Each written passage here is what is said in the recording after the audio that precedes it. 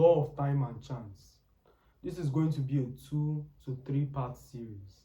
I'm yet to decide on whether to extend it to 3. But even if that's the case, the third one is a very unique concept I want to take time to flesh out. So if I don't append it to this one teaching, we could make it completely different, something completely different in and of itself.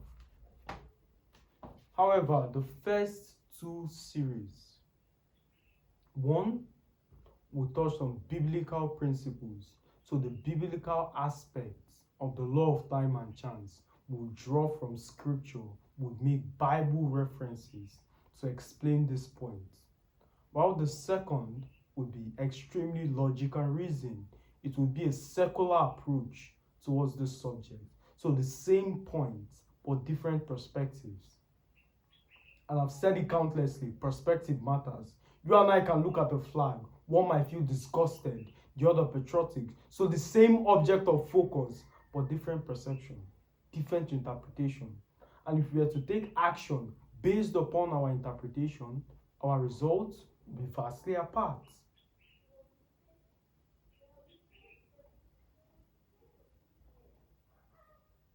So, law of time and chance.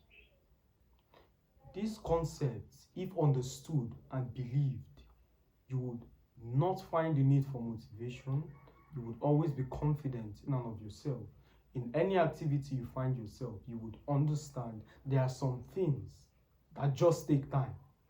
There are some things, irregardless of the voluminous action put upon that activity, it would not produce results. For example, agriculture. No matter the amount of fertilizer, manure, sunlight, and every single enhancement put on a crop, it won't yield in a day. It won't germinate in a day. It takes time. So we'll open this discourse with a scripture from the book of Ecclesiastes. To everything under the earth, there is a purpose, and everything in heaven, the time.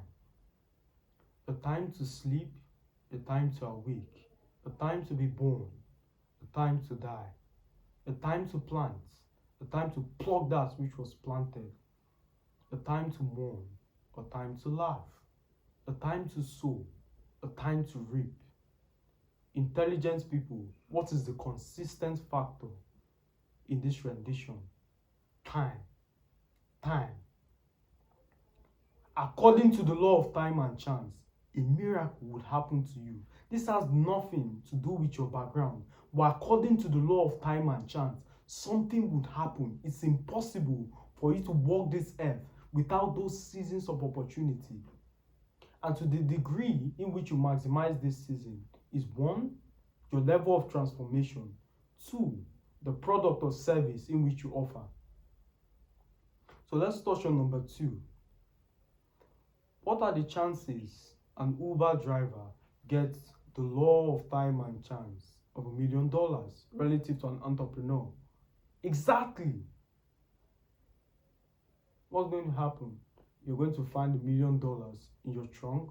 Someone forgets it, a passenger. It's abysmal. The chances of that happening, you're more likely for that to happen, or it's more likely for a dinosaur to pick your head when you leave your door than for it to happen.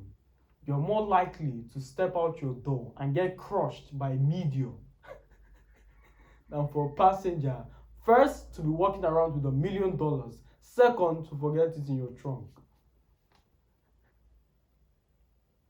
But according to the law of time and chance, something would happen. Seasons of opportunities would come.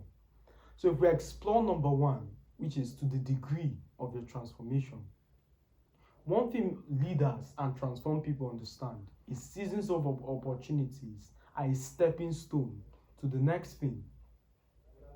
Unfortunately, the deception that comes with this season is you somehow believe it's always going to be like this. The result will be consistent.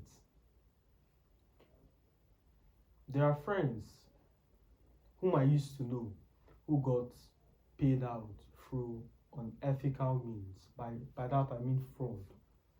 So as at this point of their life, they were making hundreds of thousands of dollars whilst providing little to no value, relatively. Do you know what they did?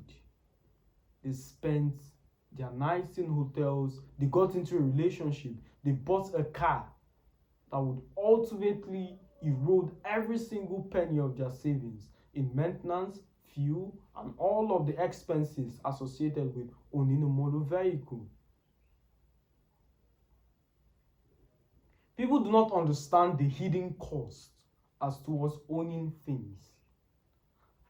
I know a lady whom her parents gifted a $50,000 rug, of which stood out of place next to her hand-me-down furniture, now compelled to take out a loan for dining tables, chandeliers, new furniture, which is almost equivalent to the dollar amount for the rug. So the hidden cost of that rug is almost equivalent. It's the same thing with owning a house, owning a motor vehicle. Anything you own has a hidden cost. You buy $100,000 watch. Now you have to up your security. Now you have to always be in constant watch of your safe. You now have to adopt some secretive measures.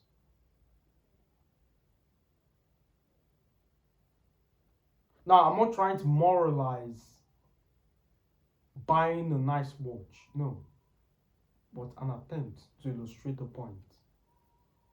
So look at the story of Pharaoh. He has a dream where 7 lean cows eat up 7 fat cows. For the sake of time, let's summarize the story. He called all of the astrologers and nobody could interpret the dream. One of the very interesting things he did was to not share the dreams with the magicians and astrologers because he put such a price tag upon the interpretation of this dream that if it was not to be so, or if not interpreted, people would die, people would lose their lives as well as their livelihood. Breadwinners would be deprived.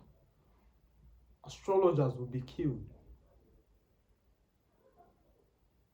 Finally, he gets Joseph, this prison boy, who then interprets the 7 cows represent 7 years of plenty, while the 7 lean cows represent 7 years of famine.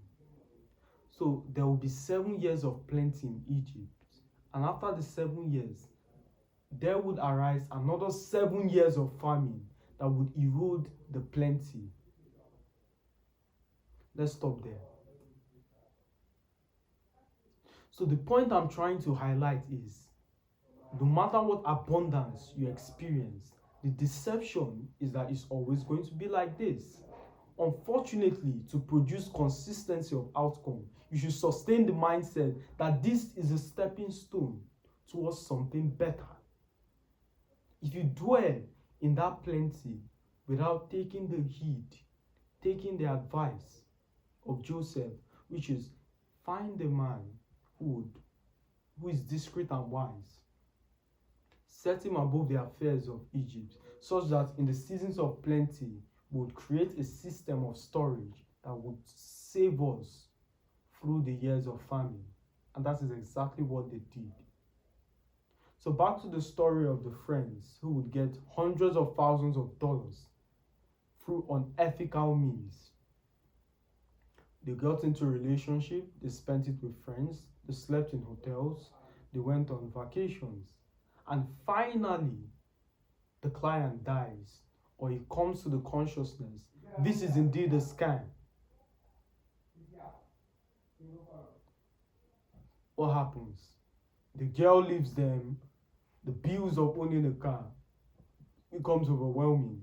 They have to sell the car in order to maintain a certain lifestyle. And when it becomes impossible to keep that lifestyle afloat, they stop, they go broke.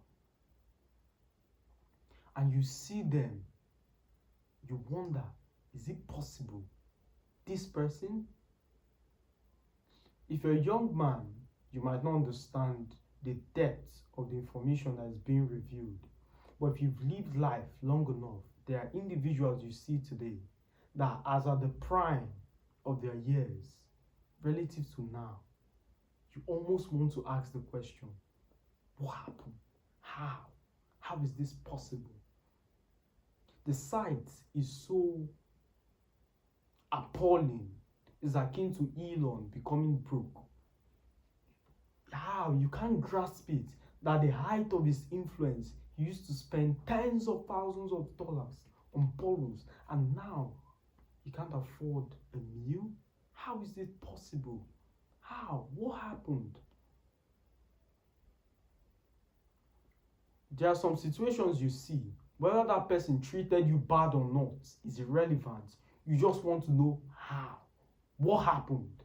How is it possible from spending hundreds of thousands of dollars on borrows to begging for food? There are old people you meet today in a mud house, and they go inside that tiny apartment, bring out photos with senators, presidents, and it's them in the photo. You almost want to ask the question, how? What happened?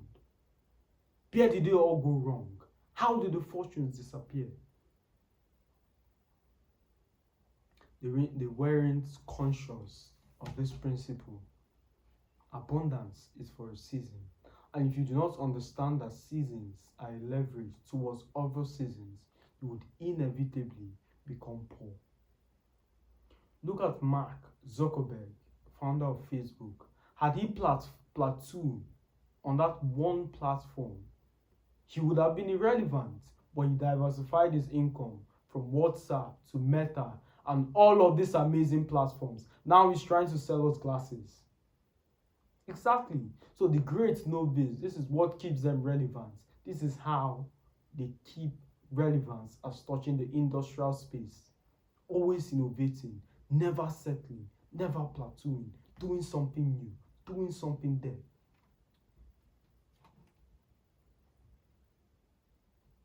Time and chance. I knew CEOs, very unethical things they would do. They would add 1 0. Do you know what it means to add 1 0 and the balance is yours? 1 0 and the balance is yours. And yet, they were in existence making millions of naira, and all they can show for it are Instagram photos. There are people who were in the land when property is sold for $100, $150, $300. The watches go from $300 to $300,000, and yet they don't have one plot. Yes, they had the resources. What went wrong? The foolish belief that it's always going to be like this. One of the first things I did when I began earning thousands of dollars, I invested digitally, but as well as real estate, investments, and XYZ. I diversified my income so much. And this stems from the principle in the Bible. It says, cast your lots, 7th place, 8th place, for you do not know what would happen. So diversification is key. It's not unscriptural to diversify. Time and chance. Time and chance. Time and chance. According to the law of time and chance, one opportunity would happen. You would win a lottery. Something would happen that increases your financial status. Where it becomes tricky is it touches your level of transformation and your service. Every single one of you would agree with me. It's not a wise decision to give an Uber driver $1 million. Let me tell you what he will do. Abandon that job, rent a house, buy a car that is 20 to 30% of the income, and start one small business as a consequence of guilt. To avoid saying, all this money flow through my account and there's nothing to show for it.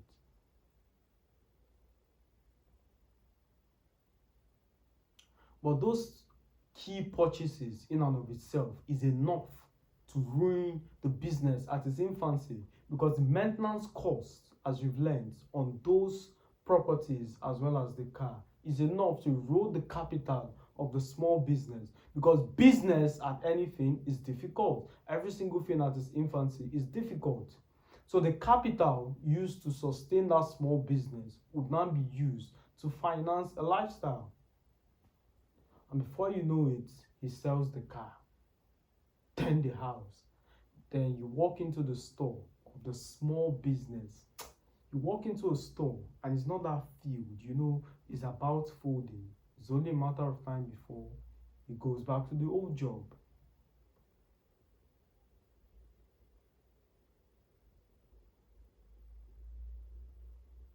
So that's poverty. Poverty. So the law of time and chance. Be cautious. Seasons of opportunities would come.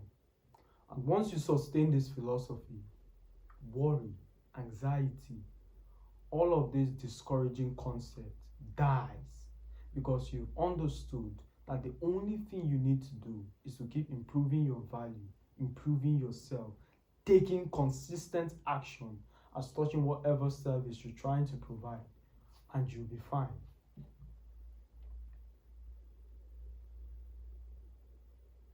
Seasons of opportunities will come. The real question, would you be ready when they do? As always, my friends, a pleasure speaking to you. I'll see you in the next one.